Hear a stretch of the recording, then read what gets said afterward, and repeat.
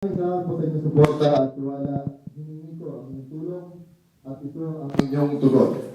Matinding suporta, malalim na pagtitiwala.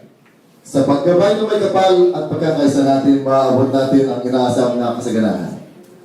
Bilang ganti, sisiguruhin kong maging maagap at masipag na tinig ang sambalenyo sa Kongreso. Kung mayroon mang sekreto sa aking pagkapanalo, ito ay ang inyong matinding paniniwala sa aking kakayahang isulong ang pagbabago.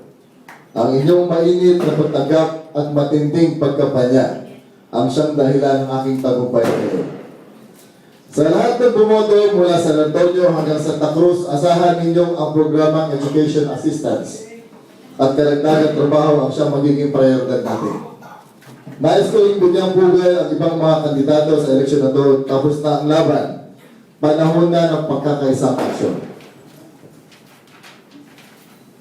Isa lang ang aking hiling sa mga mamamayan na Zambales, sa mga 5 distrito ng Zambales.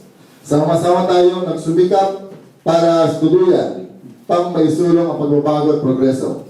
Sa tulong ng ating mahal na punong lalawigan ni Sigop Junior Dane, may tataguyin natin ang academic at sports scholarship na siyang kikilala sa mga katangi-tanging galing ng ating kabataan. Sa ating pakikipagkaisa kay Gov. June, aarangkada lalo na ang job opportunities at employment generation para sa mga Sambalenyo. Aasahan ko ang inyong patuloy na pagsuporta at tulong, lalo na ang tapat at tunay na pagsabi ng mga dapat pang gawin. Kayo ang dahilan ng ating tagumpay.